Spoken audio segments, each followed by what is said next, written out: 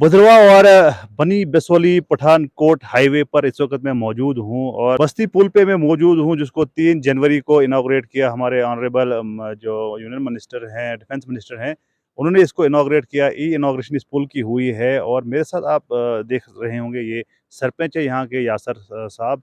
और ग्रिफ की आज अगर हम बात करेंगे जिसको बीकॉन कहा जाता है, उनकी एक कंपनी यहाँ पर ये काम करती है। इस रोड जो है उन्हीं के हवाले है, वही कंस्ट्रक्ट कर रहे हैं, वही मेंटेन कर रहे हैं। लेकिन हम एक तरफ से तो अगर ये पुल बन गया है, रोड पे भी ब्लैक टॉप है, लेकिन अभी भी हम देख रहे हैं कि बड़ी जगहों पर खामियां हैं। कहीं पर वाइडनिंग नहीं है, कहीं पर ब्लैक टॉप नहीं है और कहीं पर जो है इलीगल कंस्ट्रक्शन आजकल देखने को मिल रही है, एनक्रोचमेंट देखने को मिल रही है। तो हम एक तरफ से अगर हम इनकी तारीफ़ करेंगे, लेकिन दूसरी तरफ इन पर जो सवालिया निशान जो है बनता आ रहा है, तो उस पर ही हम आज बात करेंगे। तो मेरे साथ मौजूद है यासर जी। यासर साहब बताइए, एक तरफ से तो ग्रिफ हम देख रहे हैं कि रोड ये अच्छा बना रहे हैं, कंस्ट्रक्शन हो रही है, लेकिन कमियाँ कहाँ पे दिख रही हैं, खामियाँ कहाँ पे दिख रही हैं? आप बताइए हमें। नासिर साहब, आपका बहुत-बहुत जो है शुक्रिया। जैसे आपने सवाल सवाल फरमाया यहाँ पे कि बीकन के अंदर यहाँ पे कौन-कौन सी खामियाँ रही, अच्छा काम भी उन्होंने किया। लेकिन मेरी तरफ से, मैं इस पंचायत का सरपंच हूँ, तो सरपंच की हैसियत से मैं आपको बताता चलूँ कि गिरफ्त जो है यहाँ पे बीकन, जो यहाँ पे डिपार्टमेंट है, एक पहले यहाँ पे 114 आरसीसी थी, आज की डेट में यहाँ पे जो है 118 आरसीसी है।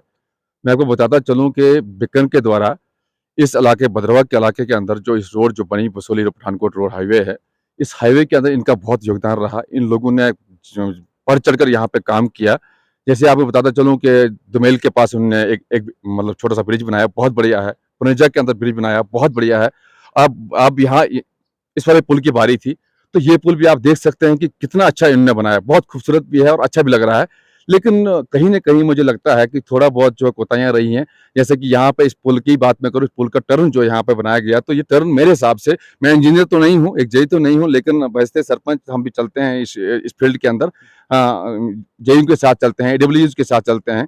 तो लेकिन जैसा जैसे मैंने वहाँ पे देखा मोड़ के अंदर, वहाँ पे कटिंग बहुत कम हुई और कटिंग ना होने की वजह से यहाँ प्रॉब्लम हो सकती है, क्योंकि टर्न जो 2 गड्ढे हैं, अगर गठिया गाड़ी वहाँ से आती है, यहाँ से आती है बड़ी गाड़ी, तो टर्न नहीं हो सकता है। 90 क्यों डिग्री पर जैसे ना, बनाया बिल्कुल गया 90 है। डिग्री जी, बनाया जी। गया है, लेकिन इसमें आपको बताता चलूँगा कहीं न कहीं, जैसे कि बीकन डिपार्टमेंट यहाँ पे काम कर रहा है, तो ज़ाहिर-सी बात है कि भद्रवा की डेवलपमेंट हो रही है।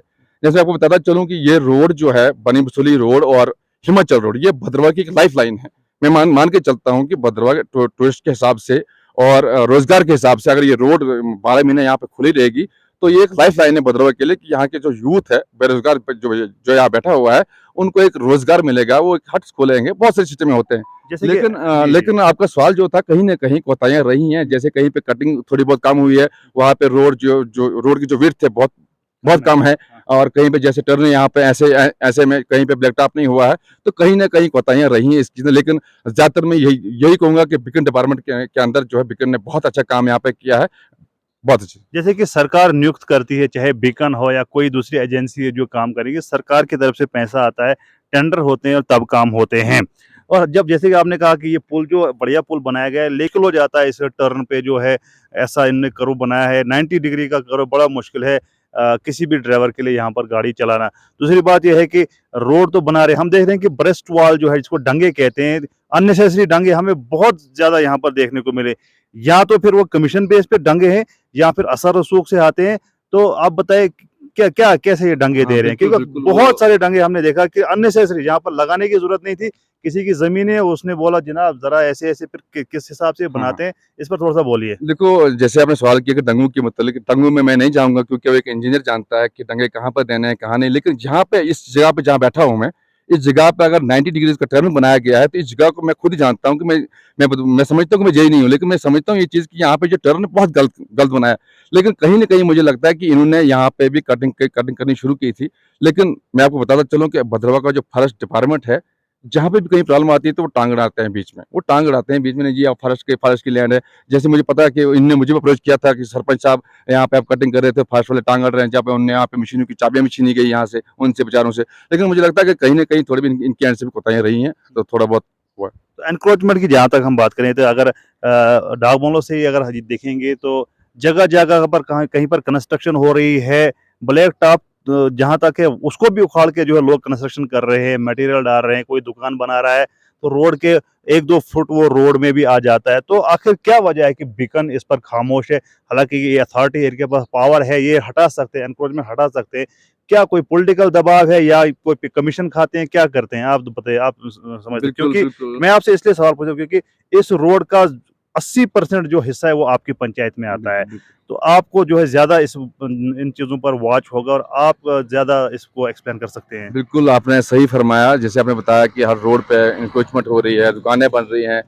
तो मुझे लगता है कि बीकन हुकाम को जो रोड इनके पास है, इनको देखना चाहिए बीकन वालों को कि हमारी रोड की विड्थ जो है एज़ पर डॉक्यूमेंट जो रिक्वायरमेंट है, डॉक्यूमेंट के हिसाब से जो रिक्वायरमेंट है रोड की, वो रोड की रिक्वायरमेंट देखें। जैसे कोई रोड निकाल रहा है रास्ते में और मलबा फेंक रहा है रोड पे, पत्थर फेंक रहा है रोड पे, कोई मतलब बजरी ला रहा है, रेत ला रहा है, पत्थर ला रहा है, वो भी वो सारी चीज़ें जो रोड पे हैं, तो उससे उस चीज़ों से नुकसान कितना होता है। जैसे हमारी गाड़ियाँ चलती हैं, एक्सीडेंट एक्सीडेंट होने का खतरा, जैसे अभी हाल ही में 2 महीने पहले पुणे के अंदर जो है वहाँ पे इंसिडेंट हुआ था। उन्हीं चीज़ों से जो है वहाँ पे लकड़ी रोड पे थी, कहीं पे बजरी बजरी रोड पे है, पत्थर रोड पे हैं। तो इन चीज़ों की जो है मैं गुज़ारिश करूँगा बीकन हुकाम से और अपनी भद्रवाह की जो एडमिनिस्ट्रेशन है उनसे, क्योंकि आरएनबी की रोड जो वहाँ पे भी यही हालत है। वहाँ पर भी यही हालत है, जगह-जगह पे रेत है, बजरी है, स्टोन्स है। तो मेरी दोनों डिपार्टमेंट से आरएनबी और गिरफ्त हुकाम से दोनों से गुज़ारिश रहेगी कि ये चीज़ें इन लोगों के खिलाफ जो है एक आप इंस्टीट्यूट लें, एक मतलब नोटिस जारी करें। जारी करें, ताकि इन लोग जो है इनको एक नोटिस दें, 10 दिन का टाइम दें, ताकि ये अपना जो सामान वो वगैरह जो भी अगर रेत बजरी वो हटा लें वहाँ से। अच्छा, तो यासर साहब बताइए कि ये रोड जो है एक तो ग्रिप बना रही है, हाईवे है, अब जल्दी इसको नेशनल हाईवे का स्टेटस भी दिया जाएगा और जो ये भी जो है चर्चा में, आपको तो बखूबी इल्म है कि एक टनल का जहाँ पे निर्माण होने वाला है, टनल जहाँ पे निकलना है, तो क्या समझते हैं इन चीज़ों से कितना बेनिफिट होगा? ख़ास तौर पर भद्रवाह को इस इन चीज़ों से कितना बेनिफिट हो सकता है? बिल्कुल नासिर भाई, मैं शुक्रगुज़ार हूँ सेंट्रल गवर्नमेंट का कि जिन्होंने पहली बार भद्रवाह के अंदर, आपको मालूम होना चाहिए कि भद्रवाह के अंदर कोई भी ऐसा प्रोजेक्ट नहीं था जहाँ पे हमारे लोग जो काम करें। पढ़ा लिखा यूथ हमारे पास इंजीनियर्स हैं, हमारे पास वेल्डर्स हैं, हमारे पास ड्राइवर्स हैं, बहुत सारे लोग यहाँ पे हैं जो ट्रेनिंग शुदा हैं, लेकिन बैठे हैं घर बैठ, क्योंकि प्रोजेक्ट्स जो हैं खैनी में है, खैनी वाले वहाँ पे भद्रवाह वालों को लगने नहीं देते हैं। किश्तवाड़ के अंदर है, किश्तवाड़ वाले वहाँ पे, किश्तवाड़ वाले वहाँ पे हैं। लेकिन ऐसे ही यहाँ पे मैं शुक्रगुजार हूँ सेंट्रल गवर्नमेंट का कि पहली बार भद्रवाह के अंदर छत्रगला टनल जो है उसकी इनॉग्रेशन हुई, उसके लिए पैसा रिलीज हुआ। उसके लिए मैं तहे दिल से शुक्रगुजार हूँ सेंट्रल गवर्नमेंट का, और गुजारिश भी करता हूँ इस चीज़ के लिए कि भैया जब ये टनल के काम शुरू होगा तो सबसे पहले हमारे भद्रवाह और पंचायत नालठी, क्योंकि सबसे पहले मैं तो जाहिर सी बात है, मैं यहाँ का सरपंच हूँ, मैं चाहूँगा कि मेरे ही यहाँ के जो पढ़ा लिखा यूथ यहाँ पे है, कुछ लेबरर्स हैं, कुछ वेल्डर्स हैं, कुछ जेईज हैं, बहुत सारे लोग हैं जो ट्रेनिंग शुदा यहाँ पे हैं, ड्राइवर्स हैं। तो मैं जाहिर सी बात है कि मैं गुजारिश करूँगा सबसे पहले कि मेरी पंचायत नालठी के लोग इस टनल के अंदर काम करें। उसके बाद भद्रवाह हमारा है इसमें, क्योंकि यहाँ पे मत लगने हैं 40 या 50, यहाँ पे हज़ारों की तादाद में जो है एम्प्लॉयमेंट जो लोगों को मिलनी है। तो खास तौर पे अपने भद्रवाह जो पहली बार, भैया हमारे साथ कोई छेड़छाड़ मत करिए, पॉलिटिकल दबाव यहाँ पे नहीं होना चाहिए। यहाँ पे जब होना चाहिए तो भद्रवाह की एक आवाज़ होनी चाहिए। एक आवाज़ से हम लोग जो हमारा जो पढ़ा लिखा यूथ है वो यहाँ पे काम करेगा, उनको एम्प्लॉयमेंट मिलेगी। क्योंकि इस वक्त आप देख रहे हैं पूरे माशरे के अंदर हमारा जो पढ़ा लिखा यूथ है, क्योंकि उनके पास रोजगार नहीं है, उनके पास कुछ नहीं है, तो वो इसका जो है ड्रग्स की ओर है, और ड्रग्स में हमारे बच्चे कितने मुलव्वस हैं, माँ बाप कितने परेशान हैं। तो मेरी यही गुजारिश रहेगी वर्ल्ड पॉलिटिकल जो यहाँ पे लीडर है उनसे, एडमिनिस्ट्रेशन, खासतौर से एडमिनिस्ट्रेशन से, क्योंकि जब हम यहाँ पे काम हो शुरू होगा उस वक्त हमारी गर्दन भी जाएगी। हम बाहर के लोगों को यहाँ पे कतई भी यहाँ पे आने नहीं देंगे जब तक ना हमारा एक यूनिटी होगी, भद्रवाह के लोग इकट्ठे होंगे और भद्रवाह के लोग और पंचायत नालठी के लोग इस पैनल के अंदर काम करेंगे, क्योंकि उनका राइट बनता है। इसी के साथ